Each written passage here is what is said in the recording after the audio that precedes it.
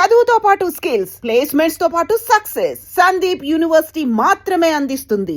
Relation గురించి మాట్లాడుతున్నాం కాబట్టి అది సీరియస్ క్వశ్చన్ కాదు, కానీ అడగాలనుకుంటున్నా. మీకు ఇష్టమైతే సమాధానం చెప్పండి, చెప్పండి, స్కిప్ చేసేసేయండి.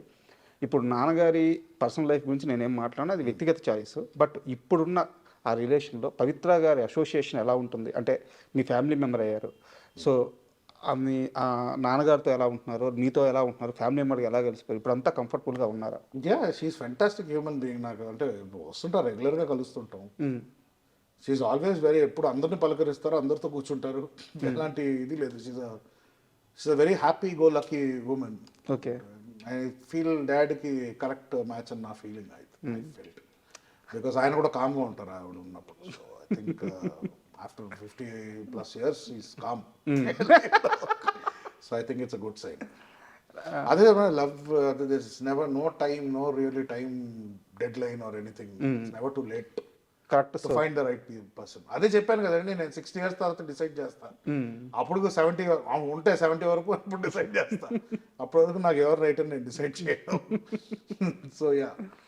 అండ్ పవిత్ర గారు లాస్ట్ అంటే కృష్ణ గారిని కూడా కలిశారు, కృష్ణ గారి ఆమోదం కూడా ఉందని చెప్పి నరేష్ గారు చాలాసార్లు చెప్పారు అనమాట. సో వాళ్ళిద్దరి ఆ మూమెంట్ ఎలా జరిగింది? నేను లేనండి. బట్ వన్ థింగ్ ఏంటంటే, నిర్మల గారు కానీ కృష్ణ గారు కానీ డాడీ ఏమి డెసిషన్ తీసుకున్నా చాలా వరకు సపోర్ట్ చేసేవారు.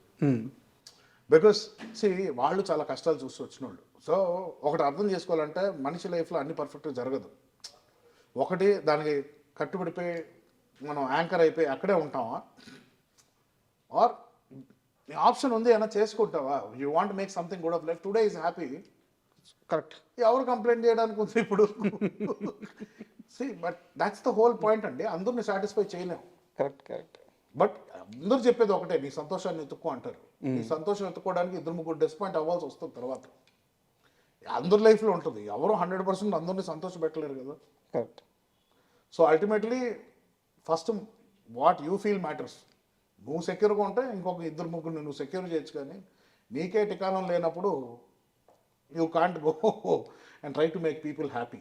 సో నరేష్ గారి లైఫ్ మొత్తం చూస్తే అంటే అంత ఎక్స్పీరియన్స్ లేదు, కానీ నేను గమనించినంత వరకు ఆయన ఆనందాన్ని ఎత్తుక్కుంటూ పోతుంటాడు వర్క్లో కానీ తన లైఫ్లో కానీ. అండ్ అంటే ఇలా బతకాలరా, ఇది కదా లైఫ్, ఆ సాటిస్ఫాక్షన్ ఉంటుంది ఆయన లైఫ్ స్టైల్లో. మీ నాన్నగారి లైఫ్ నుంచి ఏమైనా తీసుకోవాలంటే, ఏమైనా నేర్చుకోవాలంటే మీరు కోరుకునేది ఏంటి? నేను కోరుకున్నా కూడా అవ్వదండి అది. ఆయన ఎమోషనల్ పర్సన్, బట్ కొన్ని విషయాల్లో ఆయన ఎమోషన్ మేనేజ్ చేసే లెవెల్లో నేను మేనేజ్ చేయలేను. And that's not possible. అది నాకు మా మదర్ సైడ్ నుంచి వచ్చిందో మరి నాకు తెలియదు, but that is what I am. So ఆ లెవెల్లో ఆయన కొంచెం ఎఫిషియన్సీ ఇంకా ఎక్కువ ఉంటుంది. ఎమోషన్స్ని ఆయన కొంచెం పక్కన పెట్టైనా కూడా he can finish some tasks. But నాకు కొంచెం, నేను ఎమోషనల్ పర్సన్ని నేను. సో కొన్ని డెసిషన్స్ తీసుకునేది లాజికల్గా ఉండవు, but that will give me different results. So నేను ఐడెంటిటీ మార్చుకోదలుచుకోవట్లేదు. And acceptance is important. ఆయనంత ఎఫిషియెంట్ పర్సన్ నేను కాదు. దో ఫిజికల్గా నేను ఇంకా ఎక్కువ చేయగలుగుతానేమో ఇప్పుడు, but work wise or experience wise is a task master. నాకు ఒక టాస్క్ ఇస్తా, ఒక టాస్క్ నీట్ కంప్లీట్ చేసుకుని ఫినిష్ చేసాను. మల్టీ టాస్కర్ కాదు నేను. సో అలాంటి ఒక డైనమిక్ డిఫరెన్సెస్ ఉన్నాయి. సో నేను అది అనుకోవడం కానీ అది పాసిబుల్ కాదు. Both are little different. మా operation, the way we operate are different. యాక్చువల్గా ఇందాక మా పిఆర్ఓ ఇక్కడ వచ్చారు కదా, ఆయనతో మాట్లాడుతూ ఉంటే ఈ బయట నేను ఒక few months back hero Suman గారిని ఇంటర్వ్యూ చేశాను. ఆయన ఇదే స్టూడియోలో షూటింగ్లో ఉంటే, షూటింగ్ అయిపోయినాక నాకు ఇంటర్వ్యూ ఇచ్చారు. నా ఫస్ట్ సక్సెస్ఫుల్ ఇంటర్వ్యూ అది. అంటే నా లైఫ్ టర్న్ అయింది. ఈ నేల మీద కూర్చొని నా లైఫ్ టర్న్ అయిన ఇంటర్వ్యూ అనమాట. ఈ విషయం ఆయన చెప్తుంటే సార్ చెప్పారు, ఇది ఆమె చేతుల మీద నిర్మాణం అయింది, ఇక్కడ ఎంతమంది బతుకుతున్నారో తెలుసా, ఆ నేలలో ఉండే మంచితనం అది. 40 కుటుంబాలు ఈరోజు మీరు ఊరి నుంచి తీసుకొచ్చి మీ దగ్గర పెట్టుకొని వాళ్ళకు ఒక పోషణ, ఒక లైఫ్ స్టైల్ ఇస్తున్నారు. నిజమేనా? 100%. ఇక్కడ ఉన్న స్టాఫే ఉంటారండి. ఇక్కడ 20-30 పీపుల్ ఉంటారు. అండ్ ఆవిడ సపోర్ట్ చేసే ఫ్యామిలీస్కి ఇప్పుడు చెక్స్ వెళ్తుంటాయి. సో ఆవిడ ఇచ్చిన మాట తప్పు ఎప్పుడు తప్పలేదు. ఉమ్.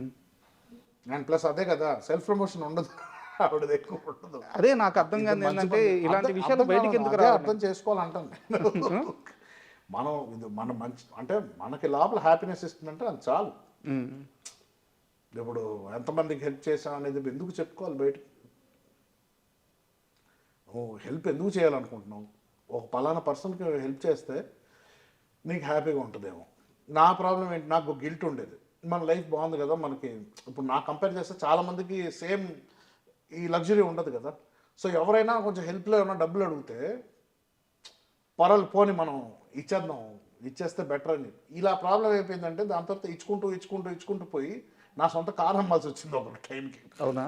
సో ఆ రోజు బుద్ధి వచ్చి మానుకున్నా, ఓకే ఒక లెవెల్కి ఇవ్వచ్చు, నేను అంబానీని కాదు, ఇది కాదు, 1000 పీపుల్కి హెల్ప్ చేయడానికి. So I have my limitations.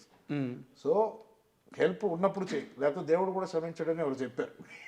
నీ దగ్గర 10 రూపాయలు ఉంటే 2 రూపాయలు 3 రూపాయలు హెల్ప్ చేయి, నీతో నువ్వు పెట్టుకో. ఓకే, నీ దగ్గర 1000 రూపాయలు ఉన్నప్పుడు అప్పుడు 100 రూపాయలు ఇవ్వు, ప్రాబ్లం లేదు. కానీ నీ దగ్గర 10 ఉండి నువ్వు 100 ఇవ్వాలని ట్రై చేస్తున్నప్పుడు నీ దేవుడు కూడా హెల్ప్ చేయడు నీకు అని పంతులు ఎవరో చెప్పారు. చూడండి, అది నీ ప్రాబ్లం ఉందంట. సో ఆ గిల్ట్ వల్ల నేను చాలా మిస్టేక్స్ చేశానండి. ఒక గిల్ట్ అంటే నేను ఒక పాయింట్ తర్వాత ఎయిటింగ్ అయి మానేశాక నా అమ్మకి అర్థమైంది వీడికి సంపాదన లేదు, యాక్టింగ్ అడిగాను. సో ఎంతో డబ్బులు పాకెట్ మనీ ఇవ్వాలి కదా, అది రోజు వస్తుంది. ఇప్పుడు ఐ డోంట్ హ్యావ్, ఇప్పుడు కొన్ని నేను వరీ అవ్వాల్సిన అవసరం లేదు. బట్ కొంతమందికి అది లైఫ్, కొంతమందికి రేషన్ కావాల్సి వస్తుంది. అప్పుడు I feel a little bad. కాదు, నాకు డౌట్, ఎందుకు మీరు ఈ ఆస్తిని మీరు స్వతహాగా సంపాదించుకునే డబ్బుని వేరువేరుగా చూస్తారు? చాలా ఇంటర్వ్యూలో చెప్పారు మీరు ఇదే విషయము. అంటే దాంట్లో ఏముందండి ఇది చెప్పడానికి? దీనికి వారసుడు మీరే కదా. వారసుడు వాడి కొన్ని వేల కోట్ల రూపాయలు ఎక్కడ పడితే అక్కడ ఆస్తులు. నా ప్రకారం వారసుడు అంటే ఈజ్ అ గేట్ కీపర్. సంపాదించి పోగొట్టకుండా చూసుకోవాలి. నేను ఈ ఎగ్జాంపుల్ అంత క్లియర్ కట్ గా చెప్పాను కదా. నేను సంపాదించిన డబ్బులు నాకు ఎలా తెలుసు ఎలా వాడాలో చెప్పాను కదా. ఇప్పుడు నాకు 21 years నాకు 10,000 వస్తే వెళ్ళి స్టార్ అవుట్లో తగలబెట్టాను. ఈరోజు 10,000 వస్తే ఇంకో 2-3 గురించి ఆలోచిస్తాను నేను. మనకి ఏముంది, ఇప్పుడు కొంచెం సేవ్ చేద్దామా, రేపటికి ఏమైనా కావాలా, అది. So difference. సో ఒక ఏజ్, ఒక ఎక్స్పీరియన్స్ కావాలి. అంతవరకు నేను సంపాదించిన డబ్బులు నా డబ్బులు కాదు. ఇప్పుడు నాన్నమ్మ నాకు ఇచ్చే పాకెట్ మనీ నాకు ఎంత బాధాకరంగా ఉంటుందంటే చూడు, ఆ గిల్ట్కే కొంచెం చారిటీలు ఎక్కువ అయిపోయింది మధ్యలో. దీంతో వాడుకున్నారు చాలా మంది. ఎలా సార్ పాకెట్ మనీ అంటే, ఆ రోజు నా మాట ప్రకారం యాక్టర్గా వెళ్ళాడు కాబట్టి వీడికి ఒక మెయింటెనెన్స్ చేయాలి, ఇవన్నీ చేయాలి కదా. బట్ ఏ నెలకి ఆ నెలకి ఇవ్వడం కాకుండా దానికి ఒక ప్రాసెస్ సెట్ చేశారు. నెలకి ఇంత అమౌంట్ వచ్చేటట్టు సెట్ చేశారు. అంతే. చాలా దూరం వెళ్ళి ఆలోచించారు. అంటే ఐ థింక్ దానివల్లే నేను కొంచెం మెంటలీ కూడా లేజీ అయ్యాను నా ఫీలింగ్. కోవిడ్ తర్వాత చాలా ఎఫెక్ట్ అయ్యాను ఆఫ్ కోర్స్ లాస్ట్ తర్వాత. బట్ అదే నాకు రేపు మాపు నాకు ఫుడ్ ఉండదు అని ఆలోచిస్తే అంత టైం ఉండేది కాదు నాకు ప్రాసెస్ చేయడానికి. ఐ షుడ్ హ్యావ్ వెంటనే వెళ్ళి ఇంకో ఎడిటింగ్ ఏదో ఒకటి తీసుకొని ఏదో ఒకటి స్టార్ట్ చేసేవాడు. బట్ నాకు ఆ లగ్జరీ వచ్చింది. ఆ లగ్జరీ గిల్ట్గా మారింది మళ్ళీ. పనికిరావు నువ్వు, హ్యాపీ ఎన్ని రోజులు ఇంకా అదే పాకెట్ మనీ. మీకు అభ్యంతరం లేకపోతే ఆ అమౌంట్ చెప్తారా, నెలకి ఎంత వస్తుందో? ఏది తండి 3 to 4 or something becomes 3-4 lakhs. Yeah, crores కాదు, lakhs. బట్ దాంట్లో నాది EMIs. I don't want to say everything.